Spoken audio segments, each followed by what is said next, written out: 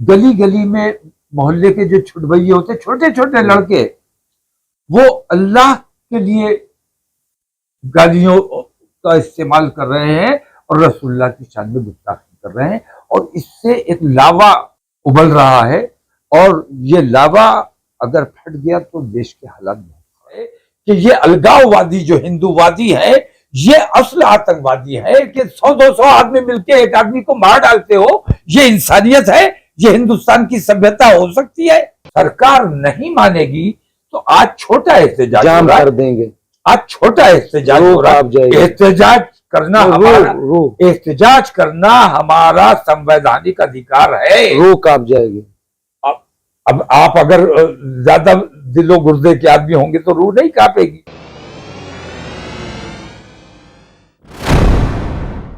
आदाब, मैं हूं मुमताज आलम रिजवी और इस वक्त मैं मौजूद हूं नबीर आला मौलाना तौकीर रजा साहब के साथ।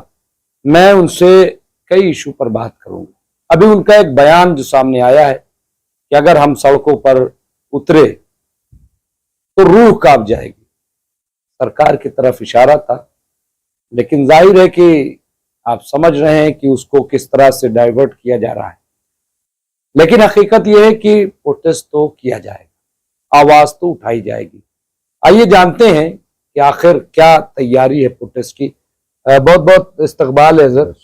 जिस तरह से आपने अभी जयपुर में एक बयान दिया औकाफ को लेकर के, जो बिल आया है अभी वक्फ अमेंडमेंट बिल 2024, और इसके साथ साथ जो आपका जो अहम था, जो कि जिस तरह से नामूसे रसालत को लेकर जो आवाज नहीं उठती, मकसद क्या था रूह कांप जाने के बोलने की? क्या उसके पीछे? नहीं, रूह कांप जाएगी मैंने अगले स्टेप के लिए कहा था, क्योंकि अभी हम 24 तारीख को हुकूमत हिंद के सामने अपनी कुछ मांगें, अपनी कुछ तकलीफें रखना चाहते हैं। और वो तकलीफ सिर्फ हमारी नहीं है, वो तकलीफ हमारे मुल्क की है। तो अगर मांग नहीं मानी गई तो अगला स्टेप हमारा ऐसा होगा, क्योंकि अभी हम छोटा कर रहे हैं, अपनी मांगे रख रहे हैं, और अगर मांगे हमारी नहीं मानी गई और उन पर अमल दरामद नहीं हुआ तो फिर अगला स्टेप जो होगा वो हमारा देशव्यापी होगा और पूरे देश में चक्का जाम किया जाएगा इंशाल्लाह। और मुस्लिम पूरे हिंदुस्तान के बाजार बंद कराए जाएंगे और पूरे हिंदुस्तान को दिल्ली में जमा किया जाएगा। तो हुकूमत को मैं ये बताना चाहता हूँ कि अगर मुसलमान किस अंदाज से सड़कों पर आया तो आपके लिए दिक्कत पैदा हो जाएगी, आपकी रूह का। नहीं कह रहे हैं कि ये तो भड़काऊ भाईजान आप हो। नहीं, भड़काऊ तो मैं तो कुछ भी कहूंगा उन्हें भड़काऊ ही लगता है। मुसलमानों की तकलीफों से उन्हें खुशी मिलती है और मुसलमानों के लिए कोई हमदर्दी के दो लफ्ज बोलते सॉरी तो उन्हें भड़काऊ लगता है। तो वो क्या सोचते हैं, वो क्या कहते हैं, उस पर मैं नहीं जाता। लेकिन मैंने जो बात कही है मैं उस पर कायम हूं और मैंने बिल्कुल दुरुस्त कहा है कि अगर हुकूमत ने देश हित में, मैं कुछ मांगे रख रहा हूं, हम हर तकलीफ हमने बर्दाश्त की है, हर जुल्म हमने बर्दाश्त किया है। मस्जिदों के आगे तुमने डांस किए, हमने बर्दाश्त किया है। मस्जिदों पर बुलडोजर चलाए गए हैं, रात में मस्जिद थी, सुबह गायब हो गई। हमने बड़ी तकलीफें बर्दाश्त की हैं। हमारे बच्चों की लिंचिंग की गई, सरेआम हमारे बुजुर्गों की दाढ़ी पकड़ के बेइज्जती की गई, हमारे घरों पर बुलडोजर चलाए गए, हमारे लोगों को झूठे इनकाउंटर में मार डाला गया। हमने सब्र किया, कभी एहतजाज नहीं किया, कभी आवाज नहीं उठाई। और हमने अपने नौजवानों को भी कहा कि किसी भी सूरत में हमें कोई रिएक्शन नहीं देना है, कानून अपने हाथ में नहीं लेना है। हमने सब कुछ बर्दाश्त किया है, लेकिन हमारी मैं एक बात कहता हूं इस सिलसिले में कि जान मांगो तो जान देंगे, माल मांगो तो माल देंगे, मगर ये हमसे ना होगा हरगिज नबी का जाहो जलाल देंगे।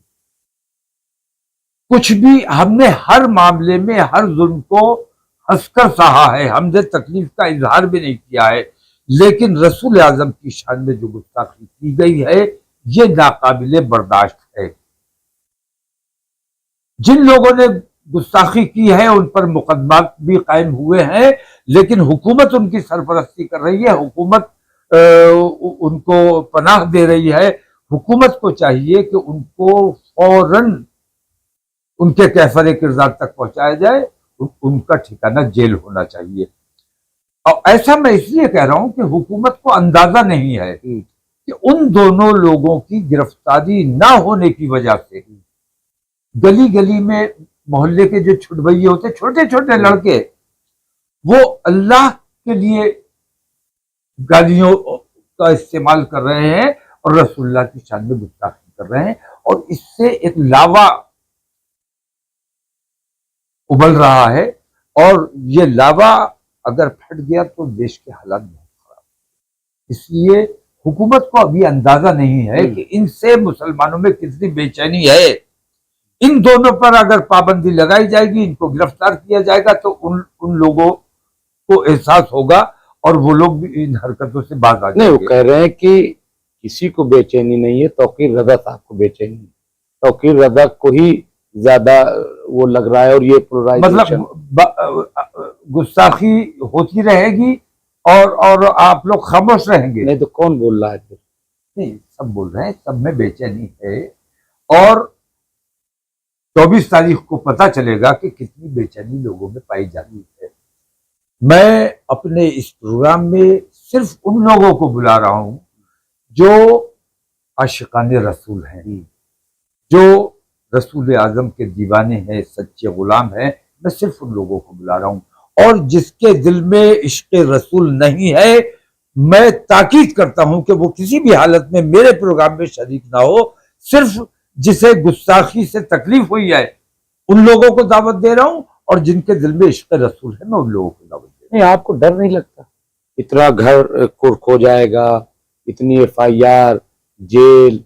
हाँ, टीवी पे भी आज 2 दिन से चल रहा है जिस तरह से कि भाई ये तो बांटने वाला काम कर रहे हैं, और इसीलिए योगी का बयान आ गया कि कटोगे तो बटोगे, बटोगे तो कटोगे। मतलब आपको डर नहीं लगता है? नहीं, डर अल्लाह से लगता है, और कल रोज़े महशर हमारा सर शर्म से झुका हुआ ना हो कि हम थे, हमारी मौजूदगी में ये सब होता रहा, हम इस लायक थे कि आवाज उठा सकते थे, इसकी मुखालफत कर सकते थे, हमने नहीं की। तो हम अपनी जो अल्लाह तबारक तआला ने हमें हिम्मत दी है, ताकत दी है, उसके मुताबिक जितना हमसे बन पड़ रहा है कर रहे हैं। और मुझे यकीन है कि मुसलमान भी अपनी जिम्मेदारी को महसूस करेंगे। अगर वो मजबूती के साथ अपनी मांग को रखेंगे तो मुझे यकीन है कि हुकूमत हिंद को मजबूर होना क्या पड़ेगा। मांग है आपकी? मेरी सिर्फ एक मांग है कि ऐसा एक कानून बनाओ जो किसी भी धर्म के किताब की बेहुरमती न की जा सके, और किसी भी मजहबी रहनुमा के लिए किसी भी धर्म के लिए कोई अपशब्द ना कह सके, और जो ये काम करे उसके खिलाफ सख्त कार्रवाई की जाए। ऐसा एक कानून बनाया जाना ये देश हित में है, मुसलमानों का हित इसमें नहीं है, पूरे देश का हित इसमें है। क्योंकि मेरा मानना यह है कि सरफिरे हर मजहब में होते हैं, आप दूसरों के छेड़ोगे कल कोई आपको छेड़ सकता है। तो एक दूसरे की आस्था का एहतराम अगर कुछ लोग नहीं कर रहे हैं तो उन्हें पाबंद किया जाना चाहिए। एक दूसरे की आस्थाओं का एहतराम करेंगे तो मुल्क में भाईचारा बना रहेगा, वरना मुल्क के हालात बिगड़ने का अंदेशा है। तो मैं अपने मुल्क से मोहब्बत की बुनियाद पर यह बात कह रहा हूं कि ऐसा एक कानून बनाया जाना चाहिए, और उससे पहले इन 2 गुस्ताखों को पहली फुर्सत में गिरफ्तार किया जाना चाहिए, इनका ठिकाना जेल होना चाहिए। अपोजिशन आपके बयान से खुश नहीं होता, वो कहता है कि ये जो इस तरीके के बयान दे देते हैं तो ये ठीक नहीं है, ये माहौल, ये अपोजिशन भी साथ नहीं, हुकूमत तो नहीं। कौन सा अपोजिशन जिसको आपने अपोजिशन मजबूत बनाया है? मैं एक बात कहता हूं, मैं भारतीय जनता पार्टी की इस वक्त सरकार है, मैं मुखालफत करता हुआ नजर आ रहा हूँ। भारतीय जनता पार्टी को ऐसा लगता होगा कि ये हमारी सरकार की मुखालफत कर रहे हैं, लेकिन 14 से पहले का आप मेरा किरदार उठा के देखें, तब भी मैं हुकूमत की मुखालफत करता हुआ ही मिलूंगा। मैं उस वक्त भी इसी मूड में काम करता था जिस मूड में आज काम कर रहा हूँ। मैं कांग्रेस की सरकार थी या उत्तर प्रदेश में समाजवादी की सरकार थी, हुकूमत ने जब जब जुल्म किया है, ज्यादती की है, नाइंसाफी की है, हमने आवाज उठाई है और आवाज उठाना हमारी जिम्मेदारी है। आज जो बेईमानियां हो रही हैं, हमारे मुल्क का नुकसान हो रहा है, हम अपने मुल्क से मोहब्बत की बुनियाद पर नरेंद्र मोदी से सवालात करते रहे हैं और करते रहेंगे। हमारे देश को खोखला कर दिया गया है, हमारे देश को बांट दिया गया है, और आज भी हिंदू समाज के दिलो दिमाग में मुसलमानों का ये खौफ बैठाने की कोशिश की जा रही है कि बटोगे तो कटोगे, एक रहोगे तो सेफ रहोगे। अब ये बताइए कि ये किसको किससे क्या खतरा है? क्या थोड़े से मुसलमानों से हिंदू समाज को खतरा हो सकता है? क्या कभी मुसलमानों ने हमला किया है? कभी मुसलमानों ने लिंचिंग की है? कभी मुसलमानों ने किसी के घर पर चढ़ाई की है? सरकार आपकी, पुलिस आपकी, सैनिक बल आपके और तादाद आपकी, फिर आपको किस चीज से खतरा है? मुसलमानों के खिलाफ हिंदू समाज के दिलो दिमाग में जो नफरतें भरने का काम किया जा रहा है, ये मेरे देश के लिए बेहद घातक है। और सबसे खतरनाक बात यह है कि देश का प्रधानमंत्री ये काम कर रहा है और हिंदू समाज को ये समझाने की कोशिश कर रहा है कि एक रहोगे तो सेफ रहोगे, वरना मुसलमान तुम्हें खा जाएंगे। ये जो तरीका है, नरेंद्र मोदी से मैं 24 तारीख को जो आ रहा हूं, मैं उन्हें अपने मेरे देश के प्रधानमंत्री हैं और उन्होंने भी ये बार बार कहा है कि हम 140 करोड़ के प्रधानमंत्री हैं। मैं उन्हें ये एहसास कराना चाहता हूं कि आप किसी धर्म विशेष के या समाज विशेष के प्रधानमंत्री नहीं है, आप हमारे मुल्क भारत के प्रधानमंत्री है और भारत के 140 करोड़ लोगों के प्रधानमंत्री है। आपको किसी के साथ नाइंसाफी और किसी का तुष्टीकरण नहीं करना चाहिए। आपने जो तरीका इख्तियार किया हुआ है, इस तरीके को तर्क कीजिए और राजधर्म का पालन कीजिए। राजधर्म का अगर पालन किया जाएगा तो मुल्क में अमन व अमान का माहौल होगा, एकता होगी, शांति होगी, भाईचारा होगा। तो कहते हैं कि हम तो कर रहे हैं लेकिन आप लोग नहीं करने दे रहे हैं, आप लोग जिन्ना वाली आइडियोलॉजी ला रहे हैं। नहीं, जिन्ना वाली आइडियोलॉजी यही लाए हैं। जिन्ना की आइडियोलॉजी और हमारी आइडियोलॉजी में फर्क है। मोहम्मद अली जिन्ना, उनके वालिद मुसलमान हुए थे, आपके इल्म में होगा, और उनकी बिरादरी ने उनको बहिष्कृत कर दिया था, उनका बाइकआउट कर दिया था उनके कारोबार की वजह से। तो जिन्ना साहब के दादा की बेइज्जती की वजह से जिन्ना के वालिद ने अपने समाज को सबक सिखाने के लिए, नाराजगी का इजहार करने के लिए, ये गुजराती बनिए हैं ये लोग, और इन्होंने इस्लाम धर्म कबूल किया। ये बात मैं बिल्कुल वाज़ेह कर देना चाहता हूं कि उन्होंने इस्लाम से मुतासिर होकर इस्लाम नहीं अपनाया था, बल्कि अपने हिंदू समाज को और अपनी बिरादरी को अपनी नाराजगी दिखाने के लिए इस्लाम धर्म को अपनाया था। और मोहम्मद अली जिन्ना फिर भी अपने आप को मुसलमान नहीं मानते थे। मोहम्मद अली जिन्ना जब इनका गुस्सा अपनी बिरादरी और समाज के लिए इन लोगों ने देखा, जो हिंदूवादी उस वक्त के संगठन हुआ करते थे, तो जिन्ना साहब के उस गुस्से का, उस नाराजगी का इस्तेमाल किया गया और जिन्ना को बाकायदा प्रोजेक्ट किया गया। और ये काम उन लोगों ने किया जो हिंदुस्तान में मुसलमानों को कमजोर कर देना चाहते थे। हिंदुस्तान में बंटवारे की असल वजह मुसलमान नहीं है, बल्कि वो हिंदू हैं जो अपने हिंदू भाइयों से, अपनी बिरादरी के लोगों से बदला लेना चाहते थे, मोहम्मद अली जिन्ना ने अपनी बिरादरी से और अपने समाज से बदला लेने के लिए हमारे देश का बंटवारा करवाया, और उसका इल्जाम हम पर आज तक लगा हुआ है कि मुसलमानों ने बंटवारा करवाया। मतलब आप सच्चाई यह है कि मुसलमानों ने बंटवारा नहीं करवाया है। जिन्ना ने अपने हिंदू समाज से और अपनी बिरादरी से बदला लेने के लिए, हमारे मुल्क को नुकसान पहुंचाने के लिए मुसलमानों को कमजोर किया है। वरना पाकिस्तान किसी मुसलमान ने नहीं बनाया, पाकिस्तान भी हिंदुओं ने ही बनवाया है। नहीं, बात यह है कि आपने अपने एक बयान में कहा कि अगर आप पर कोई हमला करे तो आप 100 को न पकड़ पाओ, एक को तो पकड़ो। कतई मुझ पर अगर कोई हमला करे तो अपनी जान की हिफाजत करने का हक मुझे हासिल है, कानूनी अधिकार है मेरा। अगर मुझ पर कोई हमला करने आता है तो हर शख्स अपने ऊपर हमला करने वाले को बचकर नहीं जाने देगा।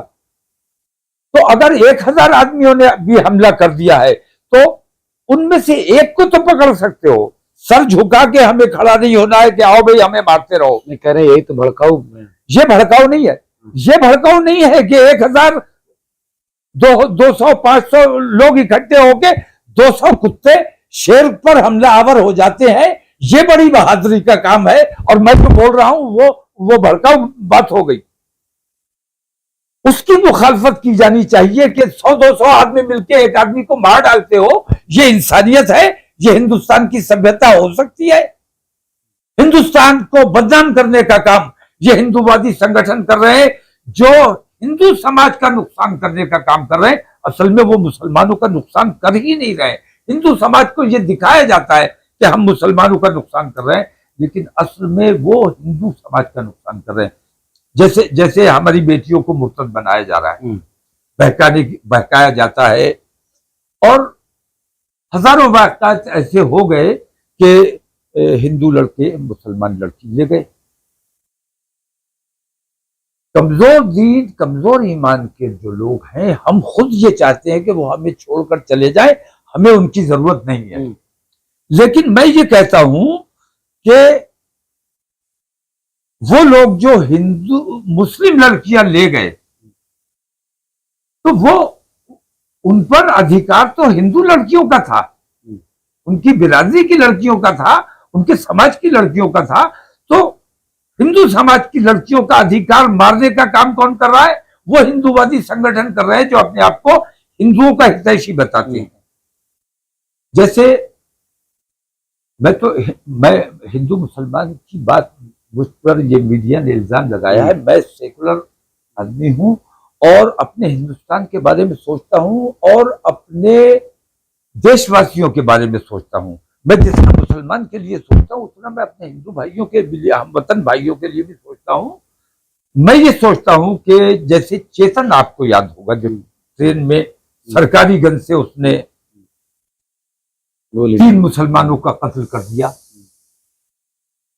तो वो तो मर गए, आजादी मिल गई, तमाम दुनिया के झंझट से फारिग हो गए।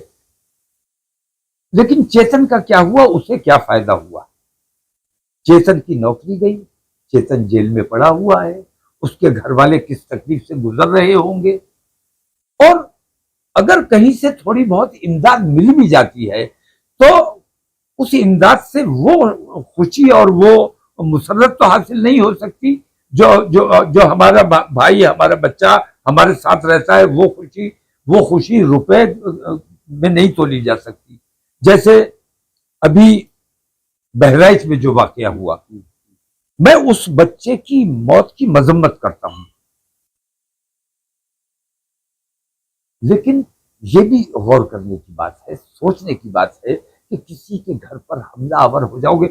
आपने गौर नहीं किया, वो तन्हा नहीं था, जो छत पर चढ़ा था वो तन्हा नहीं था, नीचे एक भीड़ थी और छत पर भी भीड़ थी। क्योंकि याद करिए, जब उसने हरा झंडा उखाड़ा है और रेलिंग गिराई है, तो भगवा झंडा उसको किसी ने दिया है, तब उसने लहराया है। आपने देखा है ये? तो इसका मतलब ये कि छत पर भी वो तन्हा नहीं था, छत पर भी और लोग थे और भीड़ थी। और इनकी गलती ये हुई, वो क्या नाम है बच्चे का, गोपाल मिश्रा, उसकी गलती ये हुई क्योंकि रेलिंग टूट गई थी। जिस रास्ते से वो गया था, अगर उसी रास्ते से वापस आता तो शायद उसके साथ ये हादसा ना होता, लेकिन रेलिंग टूटने के बाद इस रास्ते से वो वापस नहीं आ सकता था, तो वो जीने में गया, नीचे घर में उतर गया। घर वालों को ऐसा महसूस हुआ कि अब हमारे छत के जरिए, जीने के जरिए अब हमारे घर पे हमलावर हो रहे हैं, ये लोग जो दरवाजे पे खड़े हुए शोर मचा रहे हैं, ये अब घर में घुस रहे हैं। तब उन्होंने मज़ाहमत की है और एहतजाज किया है। तो एक वाकया इससे पहले हुआ था कासगंज या कहाँ हुआ था, मैं याद नहीं आ रहा, गुप्ता एक लड़का मारा गया था, मैं उसको भी जाना चाहता था, मुझे पुलिस ने नहीं जाने दिया। तो किसी मुसलमान ने उसके साथ जाति नहीं की, इन्हीं लोगों ने, ये लोग खुद अपने लोगों को मारते हैं और कहते हैं इन्होंने बम मारे और कह दिया मुसलमान ने मारा है, इन्होंने अपने लोगों को मारा और कह दिया मुसलमान ने मारा। मुसलमानों के खिलाफ हिंदू समाज के दिलों में नफरतें पैदा करने के लिए इन्होंने ये तमाम काम किए। उस बच्चे को, जो उस बच्चे की मौत तहकीक होनी चाहिए ईमानदारी से कि गोपाल मिश्रा की मौत कैसे हुई, किसकी गोली से हुई। मौत हुई ये एक अलग बात है, हादसा हुआ ये अलग बात है, लेकिन उसके घर वाले किस गम में होंगे, किस तकलीफ में होंगे, हमें उनके गम में शरीक होना चाहिए और हम उनके गम में बराबर के शरीक हैं। तो मैं कहना ये चाहता हूं कि आप हमें मार डालो, तकलीफ से फिर भी आपको गुजरना है, जैसे चेतन गुजर रहा है। आप इस दंगे फसाद में आप मारे जाओ, तकलीफ से तब भी आपके लोगों को गुजरना है, आपके खानदान को गुजरना है। इसलिए इन तकलीफों से बचने के लिए जैसा मातम गोपाल मिश्रा के घर में हुआ, ऐसा मातम हमारे कितने घरों में हुआ है, होता रहता है। हमने कभी आवाज नहीं उठाई क्योंकि हम चाहते हैं अमन बना रहे हमारे मुल्क का।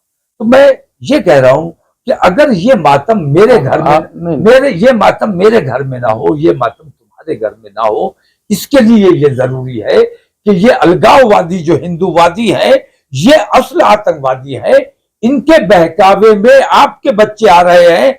मुझे यकीन है कि कोई भी हिंदू समाज के पेरेंट्स ऐसे नहीं हो सकते जो अपने बच्चों को इस किस्म के संस्कार देते हो, लेकिन पेरेंट्स की यह भी जिम्मेदारी है कि हमारे बच्चे किनके साथ उठना बैठना है, किनकी तालीमात पर अमल कर रहे हैं, ऐसे लोगों से अपने बच्चों को बचाना, ये हमारे हिंदू समाज की जिम्मेदारी है। और इसी से अमन और शांति का रास्ता निकलेगा, इसी से भाईचारे का रास्ता निकलेगा। मैं अपने हिंदू समाज से, अपने मुल्क से मोहब्बत करता हूं, अपने मुल्क के तमाम शहरियों से मोहब्बत करता हूं, और मैं ये चाहता हूं कि इन तमाम लोगों में एकता और भाईचारा बना रहे। ना कोई आपके मजहब पर, एक मुसलमान बताइए जिसने आपके मजहब पर कभी कोई उंगली उठाई हो, एक मुसलमान नहीं बता सकते, लेकिन हमारे मजहब पर बार बार उंगली उठाई जाती है, कुरान की बेहुरमती की जाती है। सर तन से जुदा नारा किसके लिए है ये नारा? नहीं कहते हैं, आप बताएं। तो सर तन से जुदा, ये हमारा नारा ही नहीं है, ये तो हमारा नारा हो ही नहीं सकता, क्योंकि हमारा देश संविधान से चलता है और हम संविधान की रक्षा करने वाले लोग हैं। संविधान को तोड़ने मरोड़ने का और बदलने का काम भारतीय जनता पार्टी करने की कोशिश की जा रही। हम किसी भी कीमत पर अपने देश के संविधान से खिलवाड़ नहीं होने देंगे, और हम अपने नौजवानों को भी समझाते हैं, हम भी अपने देश के संविधान का एहतराम करते हैं और किसी भी हालत में कानून अपने हाथ में नहीं लेना चाहते।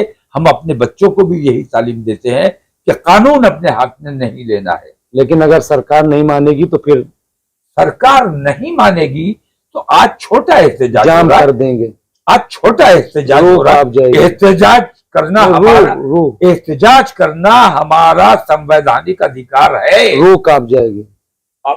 अब आप अगर ज्यादा दिलो गुर्दे के आदमी होंगे तो रूह नहीं कांपेगी, लेकिन मुझे यकीन है कि ये जो बेईमानियां कर रहे हैं, इन बेईमानियों से अगर बाज नहीं आए तो आज मुसलमान आवाज उठा रहा है, हिंदू समाज भी बेचैन है, हिंदू समाज भी, दलित परेशान है, आदिवासी परेशान है।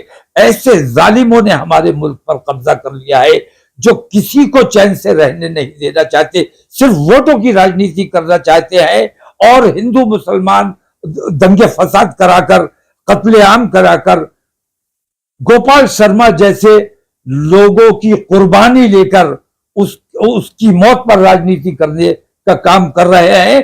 ये वोटों के अधिकारी नहीं है। बहरहाल एक बात तो है कि जिस तरह से मौलाना तौकीर रजा साहब ने कहा कि देश में एकता होनी चाहिए, लेकिन मौजूदा सरकार जो है वो एकता नहीं चाहती, वो कानून का पालन नहीं चाहती।